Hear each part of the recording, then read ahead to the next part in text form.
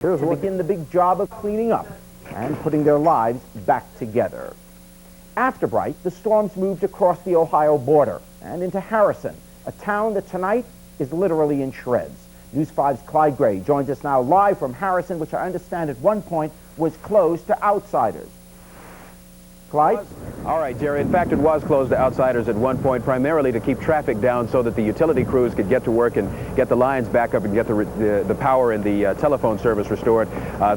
Should be pretty much over now. People are being allowed to get back into the community.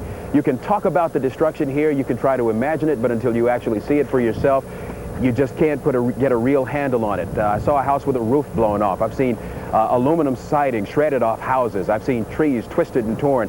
And then, of course, there's this house where one whole end of the house literally blown away by the tornado that passed right through this area just last night. You've got to see it to believe it, and that's what Governor Dick Celeste did earlier today, first by air, by helicopter, and then later on the ground, on foot. The governor toured this area, taking a look at just how terribly devastated it was, prior to asking the federal government in Washington, and we believe that's what he's going to do, for a declaration of a federal disaster area, which will then allow federal money to flow into this area so that some of the repair and rebuilding can begin. You might say that the folks here spent a night in utter disbelief. Most of the people in this area, fortunately, never have to deal with the kind of devastation that I've experienced here firsthand today. News 5's Curtis Fuller was one of the first reporters on the scene last night, just minutes after the tornado did its damage here. He shows us how the twister did, in fact, cause a lot of fear here as well, but people here are now determined to overcome the destruction. It was a night everyone in Harrison will remember. For Bob and Rita Conley, this is all that's left of their home of 15 years. Even though what you see here is a mess, God kept the precious things precious and he kept them alive, and that's the important things in life to me. It's that type of faith a lot of folks here have. You see, in just a matter of moments, Mother Nature ripped this town apart. Windows were blown to bits, trees were uprooted, and electrical wires were left dangling all over the place. It was a scary scene. All of a sudden, I heard people screaming and yelling. They're not there? No. Who is that? There was power lines down and trees uprooted. When we finally made it down here, luckily, we could have been killed.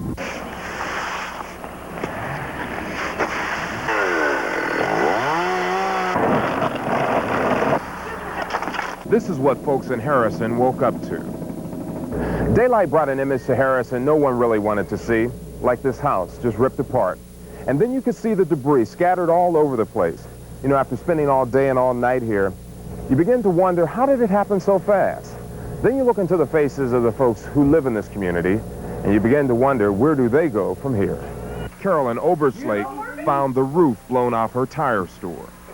Our life is in this. And I hope we can get it back together and get back in business and, get things going again. But it won't be easy to forget this storm. It made the folks feel helpless. It made them just want to run away. But there was no place to run. Curtis Fuller, News 5. As you can see, looking around, there is debris all over the place. That's a stack of it there. Tree limbs, insulation, wood, that sort of thing. Shingles all over the neighborhood here.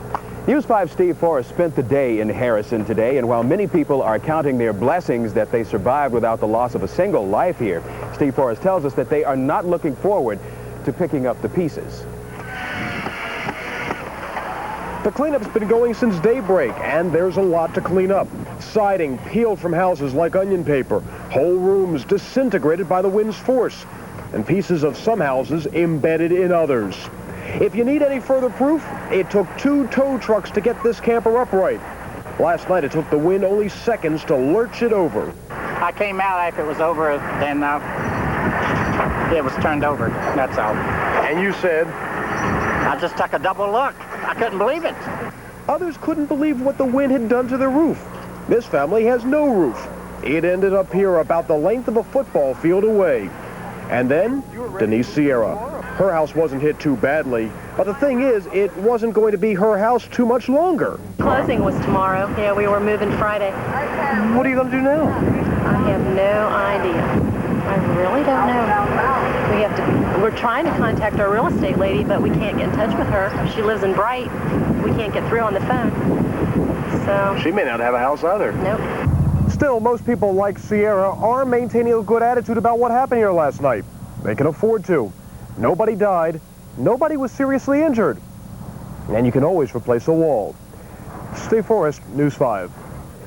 Well, right now you're looking at a couple of people working to repair a roof. There's a lot of that around here, neighbor helping neighbor.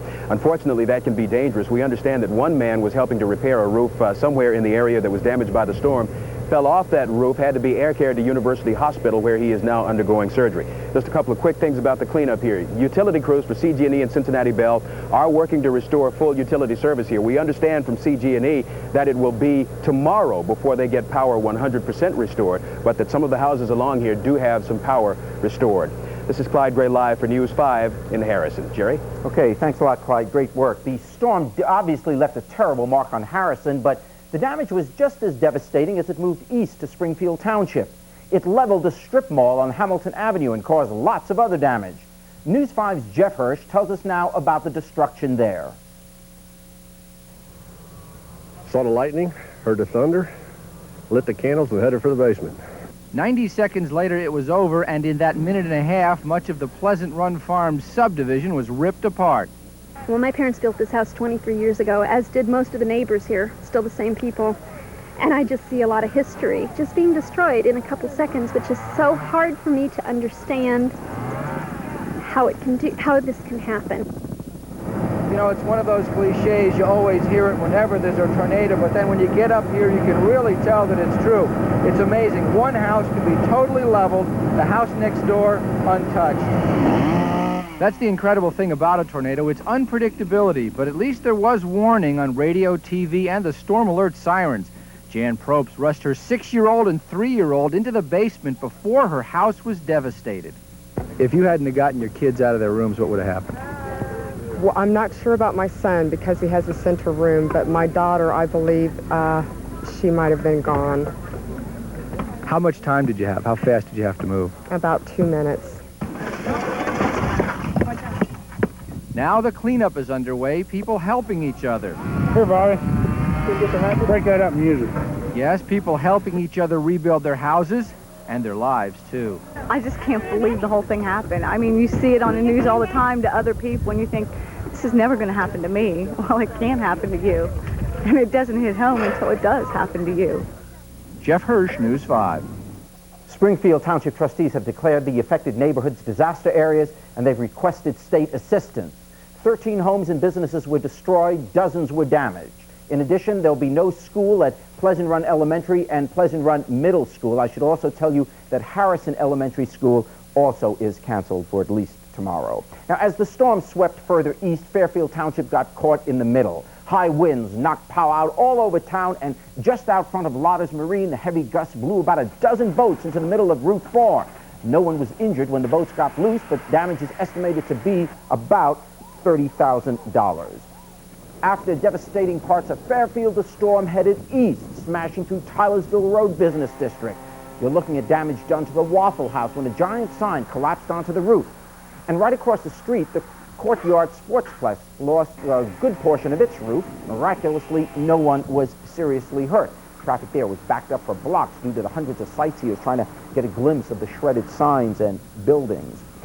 The tornadoes and storms seem to have followed somewhat of a straight line through Hamilton and Butler counties, but one of the twisters got loose and found its way into northern Kentucky.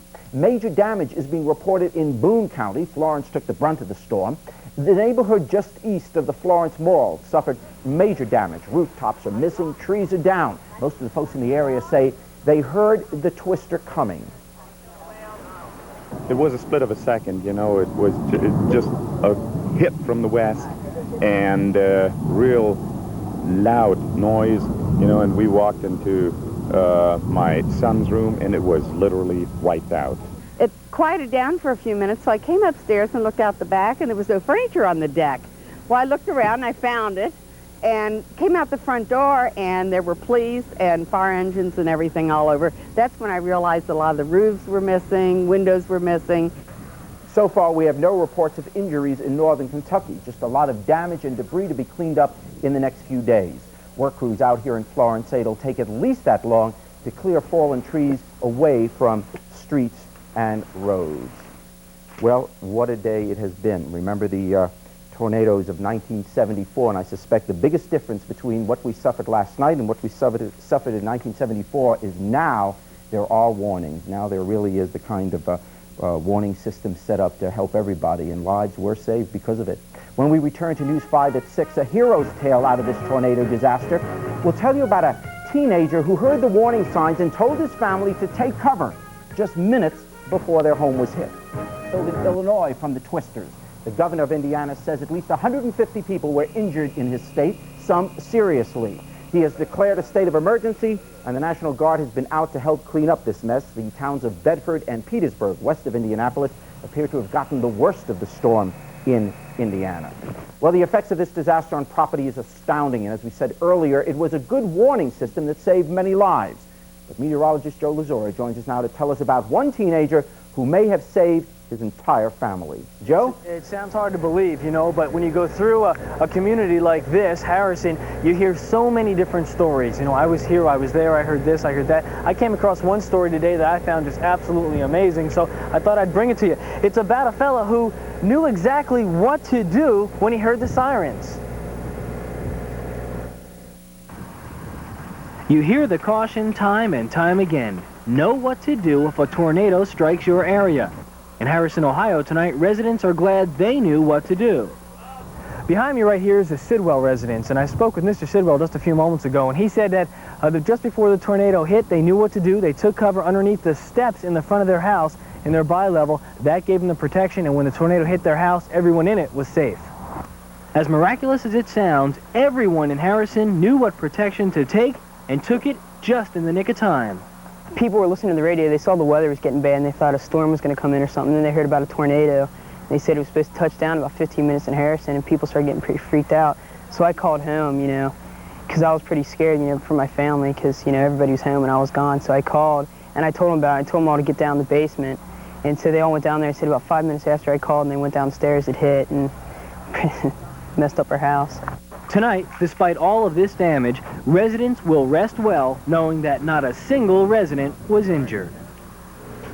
And that house was literally destroyed and will have to be knocked down, probably cannot be rebuilt. Again, just to recap real quickly, there is a tornado warning in effect for Fayetteville, Indiana, and also tornado watch in effect until 11 p.m. Chris Wright will be here in just a couple of minutes with all the details. Jerry? Hey, thanks, Joe. Thanks for staying on top of all of this all day. Now, when we come back, News 5 meteorologist Chris Wright, as we said, will tell us that the nastiest weather may be gone, but we're not in the clear yet. His forecast is next. Let's take a look now at the radar screen, and you can see the developments.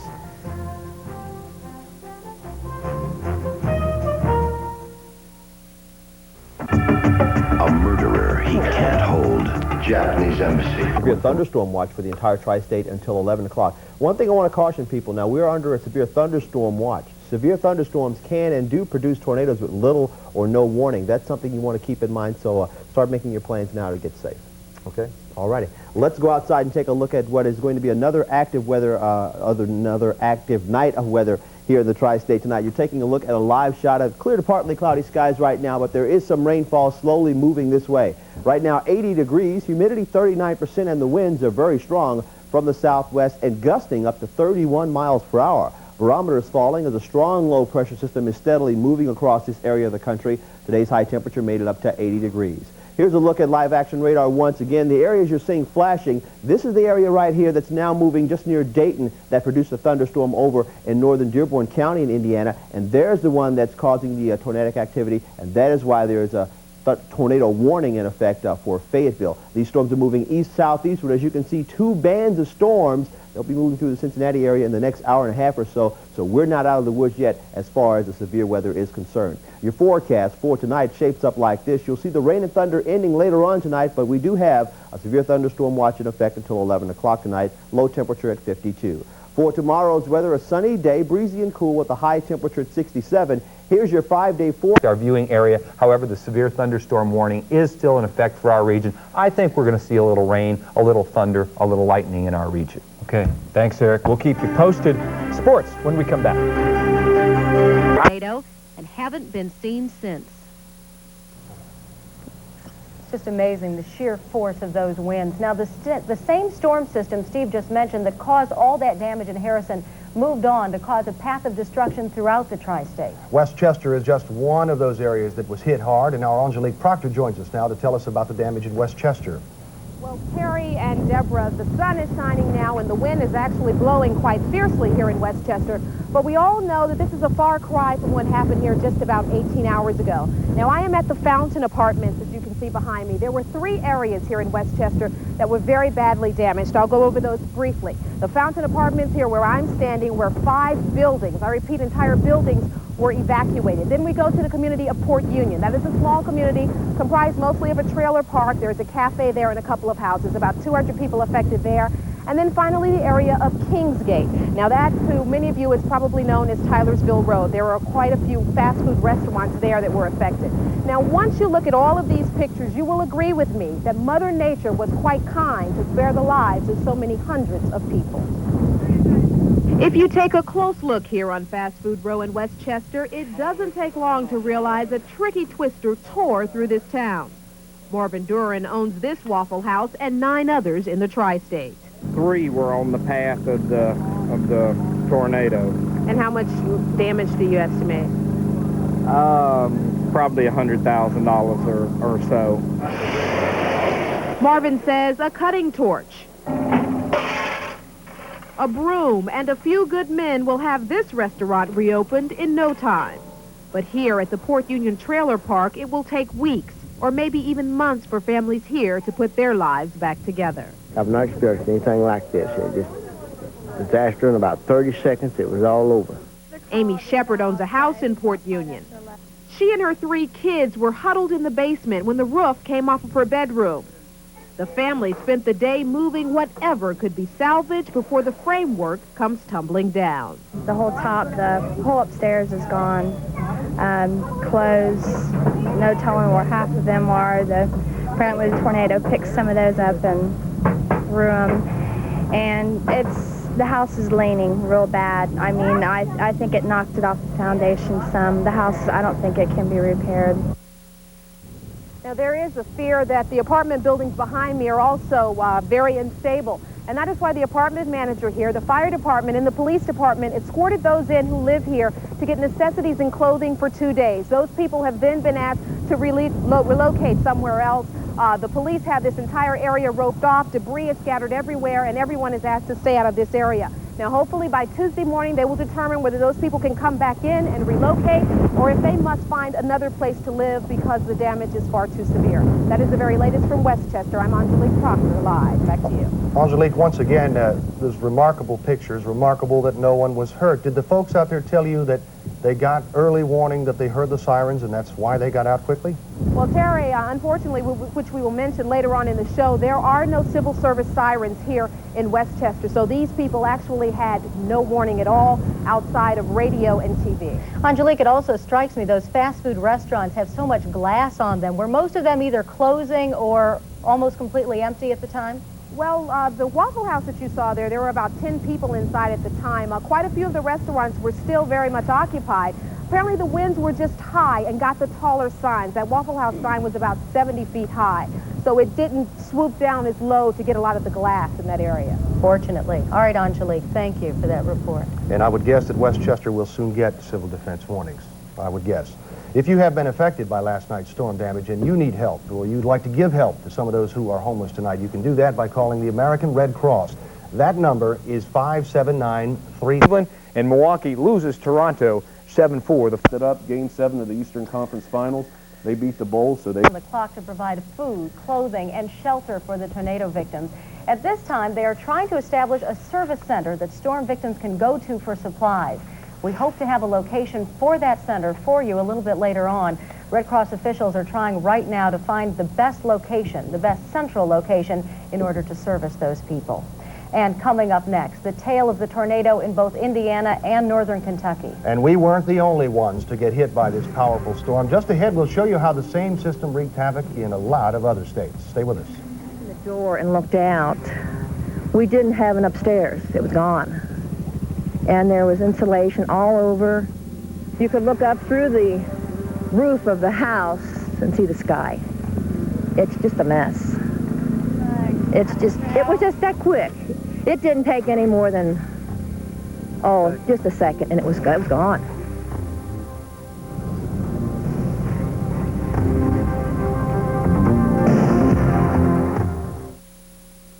Tonight, Corky's in love. Front through Indiana and western Kentucky.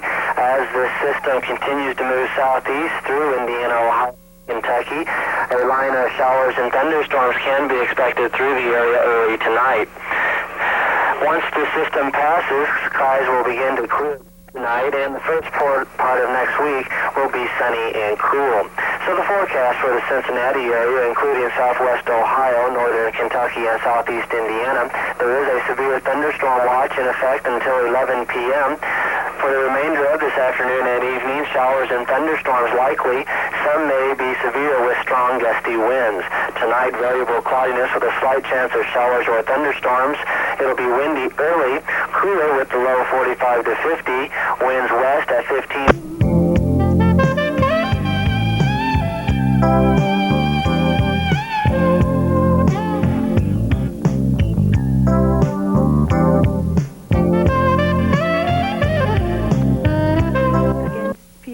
Report of a tornado that touched down earlier in northern Randolph County, northwest of Dayton. So it looked like it may be starting up again. Keep the TV sets on, keep the radio set on. We need to find out what's happening. Thanks a lot. Alrighty. Well, we're out of time for now. Stay tuned. NBC Nightly News is next with a complete wrap-up on today's summit events. Clyde Gray will be back tonight at 11. Until Loves languages. And each other. Good night.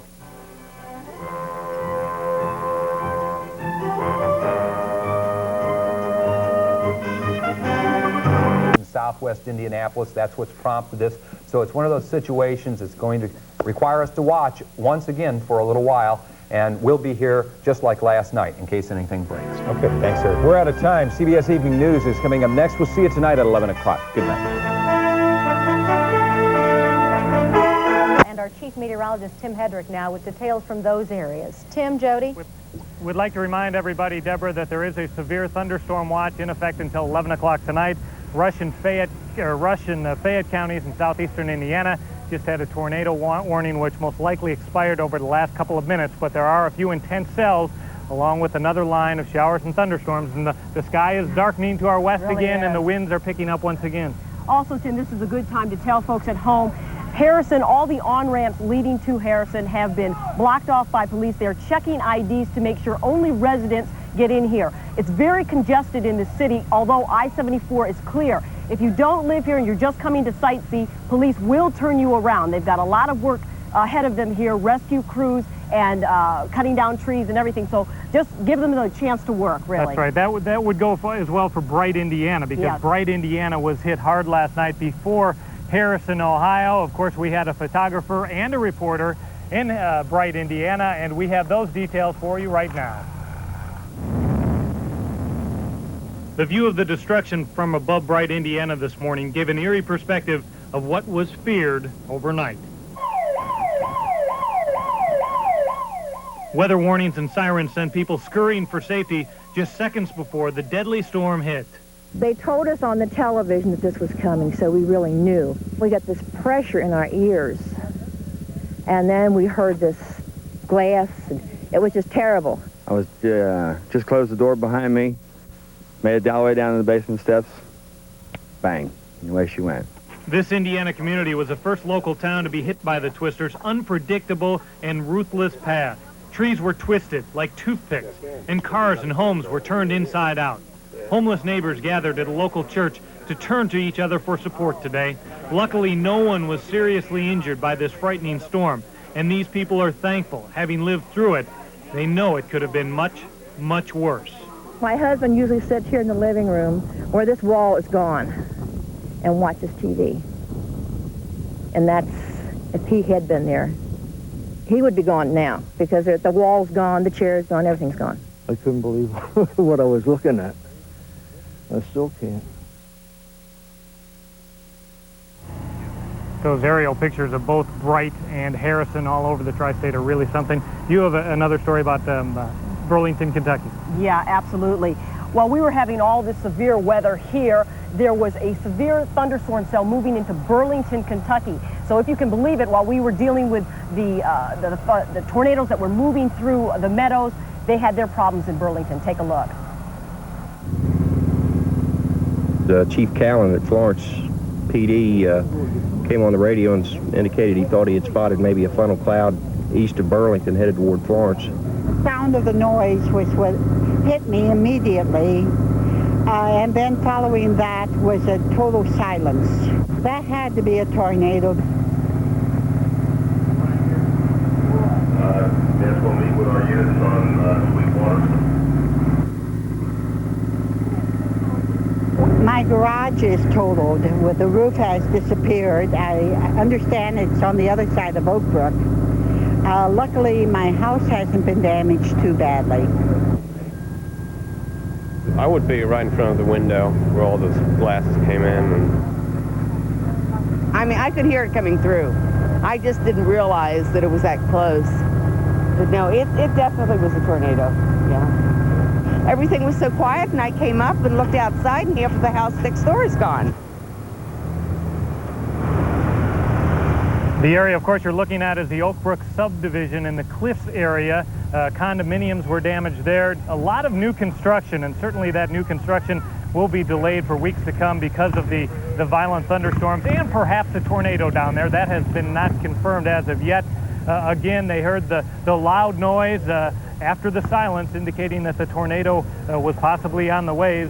Trees were twisted, shingles on some areas were left untouched. So again, that's that ping pong effect of the twisters. They tend to go up and down and up and down and bounce for several miles at a time. Well, speaking of that ping pong effect that Tim was mentioning, if you look right behind us, there is a house, or what was a house, with the roof missing. So that just shows you the unevenness of the power of the tornadoes, and Tim, of course, will tell you more about that later on. That's right, and there are other houses in this subdivision that are not touched whatsoever. It's amazing. And tops of trees that are gone. We will be back later on with more coverage from Harrison, Ohio. Deborah? Tim, I know typically you're very concerned about late night storms because you're worried that most people will go to sleep and not get the word. I guess we're also lucky, too, that this storm was itself so noisy last night that it woke a lot of people up so they could turn their TVs on. Yeah, that is a good point. It is a good point that there was thunder and lightning before the event because maybe people were up, turning the channel, saw Steve Horstmeyer, and I think we need to give him a pat on the back. We've been receiving phone calls all day long. He did one heck of a job in disseminating the warnings all night long while we were in the field, and he deserves a whale of a pat on the back. I tell you, Terry and Deborah, we were running into people all day long who said the only reason they knew about the tornado was because they were watching 12 and they heard Steve Horstmeyer say, if you're listening to me right now, go into shelter right now. This is very dangerous. And they said that's when they moved. And that's exactly what you do during a tornado warning. You get to a place of safety immediately. Back to the studio. All right, thank you very much. We'll pass along those kudos to Steve Horstmeyer, who is still hard at work because there is another warning out. That's right. It's unbelievable. In northern Hamilton County now, the severe weather seemed to swoop down on a small neighborhood in Pleasant Run. This is Galloway Court today as neighbors tried to clean up the devastation. Some houses completely collapsed. In others, the second-story walls and the roof were completely sheared off, leaving the bedrooms intact. Bricks were actually peeled off the side of exterior walls and hurled through windows. Last night, neighbors went door to door with flashlights to make sure everybody was all right. Some families found themselves separated when the storm hit. Tim Hinkle was searching for his daughter. My top window's busted in, and I ran to her bedroom, but the roof caved in and knocked me down. And when I got to her bedroom, she was still laying in her bed sound asleep, and I reached for her and pulled her to the ground and kind of kicked her under the bed, and her ceiling fell on top of both of us. We don't care about our house, we don't care about anything else, but Tim and Marcy survived it. That's all I can say. None of the neighbors on Galloway Court received serious injuries, but for some students, school is a big question for tomorrow. The Pleasant Run Middle School also lost its roof last night. And in Fairfield, they were not spared by the storm either, but the damage is much less serious in that Butler County community. Today, residents are trying to get their lives back in order. They're removing trees and limbs that toppled during the storm. One resident of Woodside Drive is also counting her blessings. Storm came, electric went off, went in the basement, and it's the last I knew till we came up. Heard the whistling, knew the tornado hit, heard the banging, things clanging, and I found my car like this. Ms. Hensley says she feels fortunate. She lost her car, but her home sustained only minor damage. And most importantly, her family is doing fine. Coming up next, Tim Hedrick has sort of a layman's guide to tornadoes and exactly how they form. Also, a look at the siren warning system and why at least one community got no alert that the tornado was headed its way. Need some oxygen? Leave it back this way. You just take it easy. Come out here. We're going to have to go around back to get her, guys. Anybody got any water or anything? Anybody got any water and to drink? Continue stage an anniversary protest, and Soviet President Gorbachev heads on his way to the governor's. Can be expected through the area early tonight. Once the system and hundreds of injuries. We don't know how serious the injuries are, and they're having more problems tonight. And our Steve Horstmeyer is standing by live now to bring us up to date on the situation. Steve? Well, Deborah, the tornado warning for Fayette and Rush counties has expired. That cell is moving towards the Ohio-Indiana line, but there have been no further reports of severe weather. We'll still keep an eye on that in case it does redevelop and cause severe weather in northern Butler and southern Preble counties. So Oxford, Houston Woods, Eaton areas are the ones that we're watching out for right now. That tornado warning, though, for eastern Indiana has expired. Now, yesterday was quite a storm system. It was the worst storm outbreak in Indiana since 1974. It all began on Thursday in Texas, and then the storm moved to the east. And here's some of what happened and some of what we saw as the day went on. Storm systems developed. Hundreds, as you said, were injured.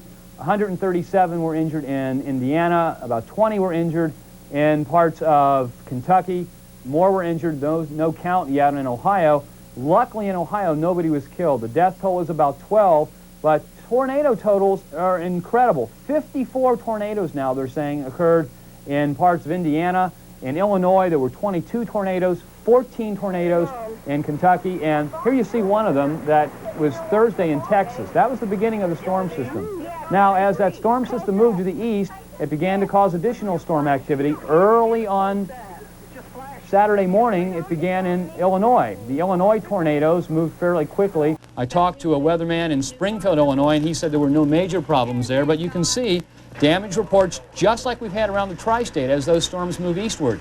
22 again fell or were touched down in Illinois, 54 tornadoes in Indiana, 14 tornadoes in Kentucky, and a count isn't yet done for the number of tornadoes that touched down here in Ohio. But basically, the weather yesterday was an incredible storm system, one that we haven't seen like that since maybe 1974 when Sailor Park and Xenia were so hard hit. Coming up in a few minutes, I'll have the latest on the severe thunderstorm watch in effect until 11 p.m. for us and the forecast for tomorrow, which looks better for a change. Thank heavens. Okay, thank you very much, Steve.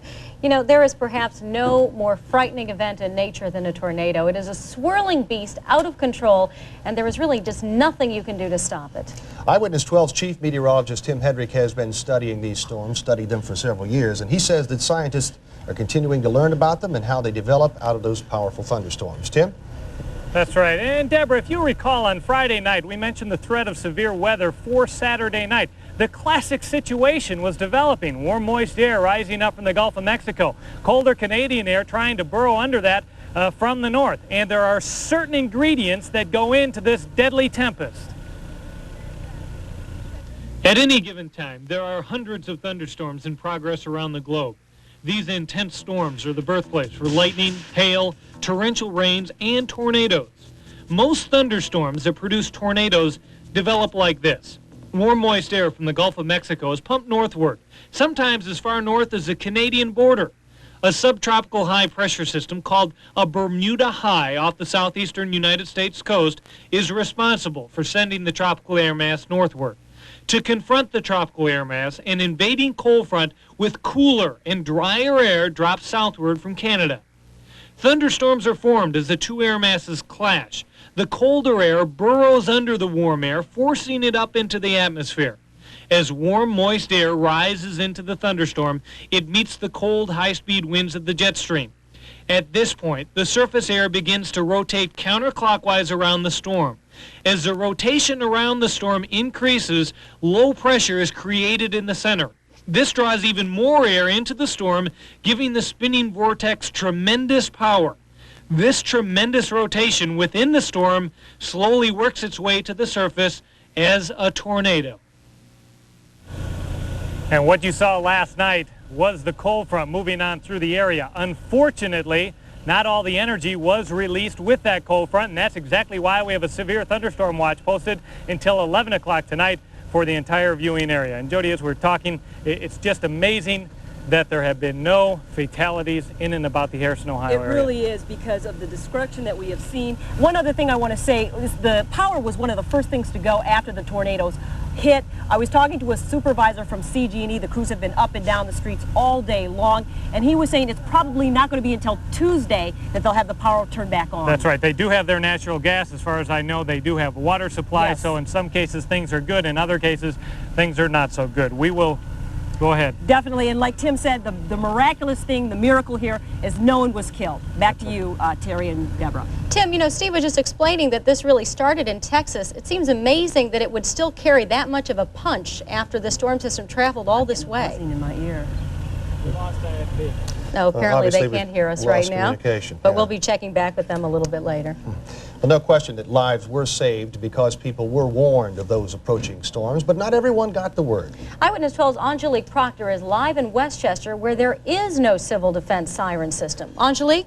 Well, Debra, that is in fact the case, but we first wanted to show you some additional damage here in Westchester. As you can see there, limbs, insulation staked into the ground. This area is absolutely devastated here. We've got all types of insulation, things that used to be walls and ceilings now scattered all about this area. And as you mentioned, people who normally live in larger cities or inner city communities take for granted hearing these sirens when bad weather moves in. But if you can believe this, the folks who live here in Westchester, about 38,000 people, don't have any county-wide siren system.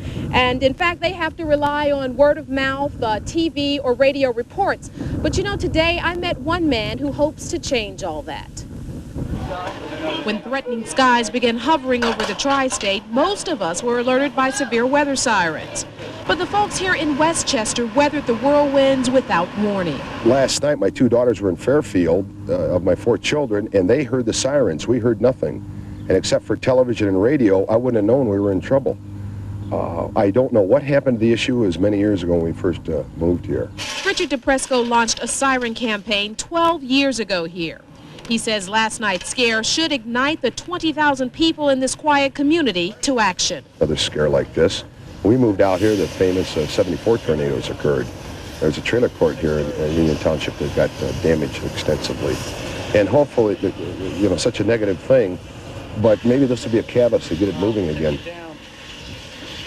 Richard tells me he plans to contact Union Township trustees as soon as possible because he frankly doesn't want this community to be caught with their guard down when some more severe weather moves in. Back to you. Aungelique, once again, looking at those pictures, it is incredible that no one was hurt. At that apartment complex, was there much anger about the fact that there's no siren system? Well, Terry, this place is absolutely evacuated, so I've not been able to talk with any residents. The police officers that I talked with said that they agreed it was pretty ridiculous, and I imagine this issue will be on the forefront of a lot of people's minds now in this area. I'll bet you it will. All right, Aungelique, thank you. A Red Cross assessment of the damage in our area is only partially completed, and already they say as many as 500 homes have been damaged. Many tornado victims who have never been through a disaster like this before may not know who to turn to. Cami Durking has been following the Victims Aid Services today and has some critical information for those in need. Gary Miller with the Red Cross got right to the point when he called Ohio Governor Celeste with the news. 87 homes major damage and 19 homes destroyed and 58 with minor damage. Those numbers translated into hundreds of people around Harrison left without food, clothes, or a place to stay. And that kept the Red Cross hopping at temporary shelters last night. You better have it with us. It's not. Today, the disaster team continued its work, loading up supplies and reaching out to those in need. We're in the process now of getting plastics and plywood out to help cover the homes, to help protect. We've had a call for portalettes, so we're going to be beginning to start getting some portalettes delivered into the area. The Red Cross has some advice for the folks who have suffered losses. Since phone lines are down in most of the hard-hit areas, call your loved ones to let them know you're okay. And there's more.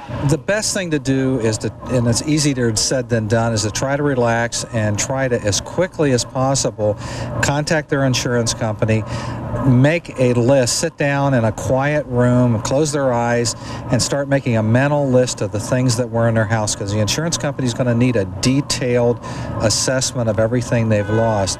The Red Cross also says if you'd like to help out somehow, please send money instead of clothing or food. Cami Durking, Eyewitness 12 News. And as Cami mentioned, the Red Cross does need money, and if you would like to help them with the Disaster Relief Fund, donors and victims can simply call the Red Cross at 579-3000. That number again is 579-3000. Operators, we're told, are standing by to help you with your call. There are other things going on around the world today. In a moment, Mikhail Gorbachev does a little sightseeing in the United States as the big superpower summit comes to an end. And there is sports going on today. The Reds shooting for 3 in a row over the Dodgers. Steve Esposito has that action coming up. There are two types of people in the world today. Those who take the same old approach to getting what they want, and those who shop at Biggs. People who think before they spend. Shop Biggs. At Biggs right now, get all the skin. The lift and cut shaving system from Norelco. We made close, comfortable.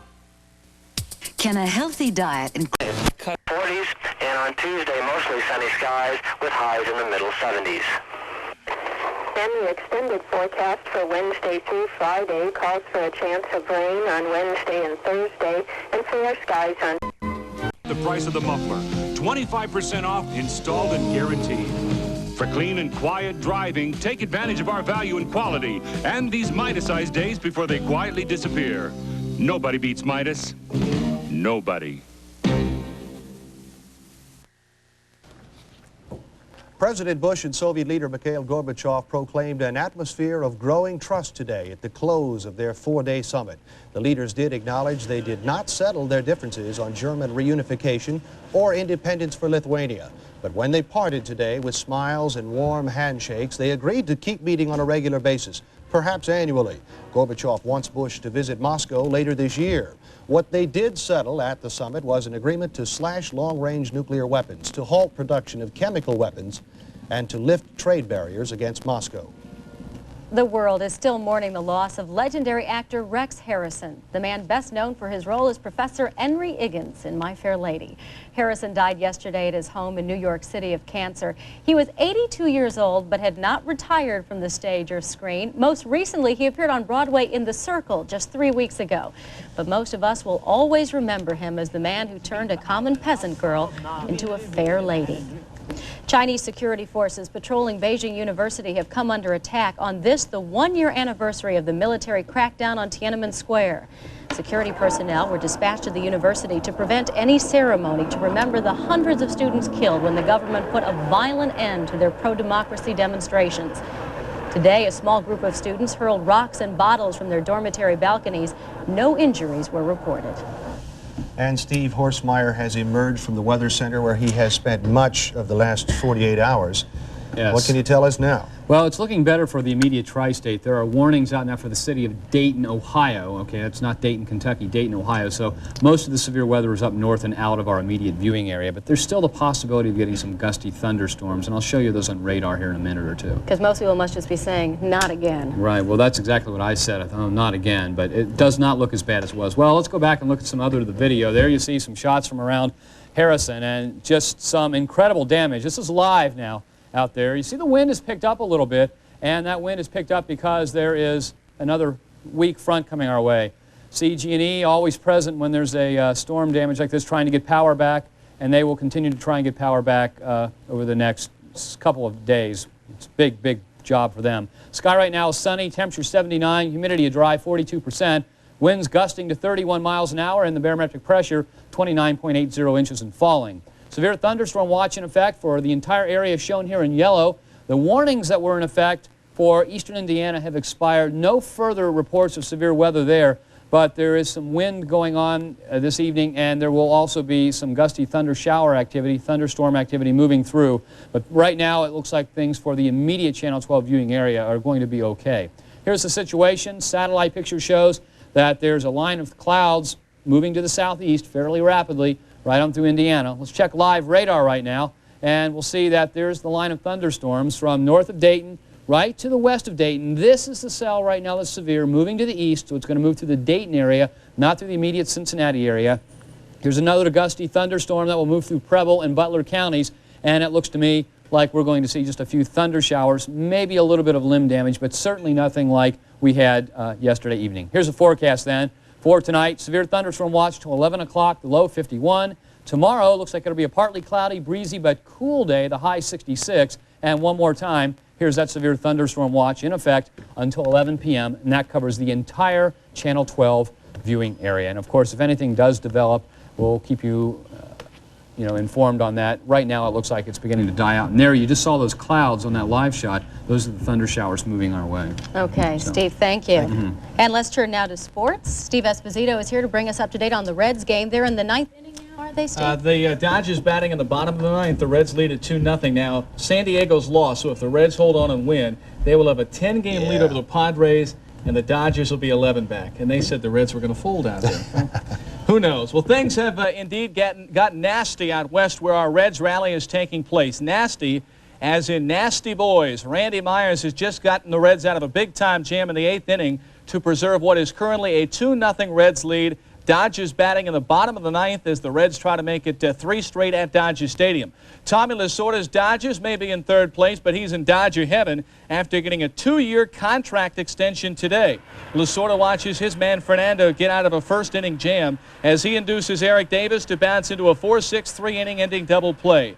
But watch Eric Davis in left field on this play. A great running catch as he flat robs Ubi Brooks and then tumbles into the stands. Great catch by Eric. Another great defensive play right here. Chris Sabo dives to his right, gets up and fires a bullseye to first to nail Alfredo Griffin. The Reds finally break a scoreless game with 2 outs in the 6th as Joe Oliver singles home Barry Larkin 1-0 Reds. Tom Browning took a no-hitter into the 6th, and can you believe this? Valenzuela belts this leadoff double to deep right center, but Browning bears down and gets out of the inning still with that 1-0 lead. Browning, Hatcher, and Larkin all single in the 7th. Barry's 2-out hit scores Browning as the Reds lead it 2-0 the game in the bottom of the 9th. Also want to mention the Pistons beat the Bulls today by 19. So Detroit and Portland play Tuesday in Game 1 of the NBA Championship Series. All right, Steve, thanks. Thanks a lot. When we return, we'll have some final words about the tornado and how it was that so many people did get out safely. We'll be right back. Have you found a magic can from Coca-Cola Classic? There's magic in the real thing. Thousands of people every day have been winning cash, trips, or other great prizes instantly. The last magic cans are out there now, but not for long. So look for magic cans today, because now you see them. Soon, you won't. There's magic in the real thing. Can't beat it. Can't beat the real thing. Grab this week's Valve Pack for complete details on how to enter LaRosa's 55-minute fantasy at Kings Island. You could win tickets for 2 to ride the Beast, the Vortex, the all-new Flight Commander, even the Waterworks with 55 other prize winners. And that's not all. Come up with your own Kings Island fantasy. The winning entry will be chosen by 55 WKRC on June 25th. Only LaRosa's, Kings Island, and 55 KRC can make your fantasies come true. You don't want to miss this one. It's the LaRosa's 55-minute fantasy at Kings Island. And so that wraps up our exclusive live coverage of Operation Tornado tonight. Thanks for joining us. And we're all thankful that despite devastation unlike any we have seen in recent years around here, the human toll, which is what really counts, appears to be mercifully low. As we leave you tonight, we're going to show you how this disaster unfolded through the sights, sounds, and the broadcasts of the past few days. Good night. You're looking for heavy stuff, aren't you? Yeah, I really am. This is not a good situation. Anytime these 2 types of air masses collide, watch out. And the dew point's high. That's always an indication. We interrupt our regularly scheduled programming to bring you this Eyewitness 12 News special report. Residents of Dearborn County from Brookville northward should be very aware that there's a tornado warning out. You should take cover immediately. Don't mess around with this storm. It's a very, very severe storm. Now we have confirmed tornado touchdowns at the Rumpke Ballpark in western Hamilton County. It happened about 11:30 tonight, and miraculously, despite the fact that people were inside the Waffle House, there were no injuries. The place started shaking real fast. We're all underneath there. I was saying my prayers there. We were all there. We were all scared. Oh, yeah. This one's supposedly in good shape. No problem. Go ahead.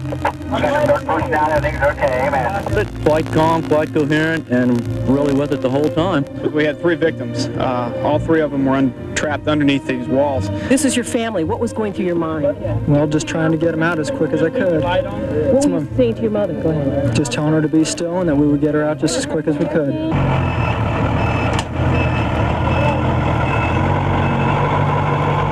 There were some 12 to 20 other homes damaged. It was that bad in Harrison. There was also damage reported on the other side of town in the Country View subdivision. I put the baby in the bathtub, and she got in the bathtub, and I got in on top of them. In 15 seconds, seems like, the whole house just crumbled around us, but it left us an opening out. What is the situation right now as you know it? So far we believe it was probably a tornado. It's unconfirmed as yet. Extensive reports of damage from the Wright area. Everybody in the area is pitching in. I yelled out in the middle of the street. I said, "Is everybody all right?" And there's a couple flashlights out and voices from all up and down the street saying, "We're okay, we're okay." It was awesome. I don't know how else to explain it. And last night, checking on the community of Harrison in Ohio, they're trying to assess the damage from a tornado that brushed by the city last night. 4 to 5 people are injured, but luckily there were no fatalities. The brunt of the damage appears to be in an area known as Harrison Meadows off Campbell Road.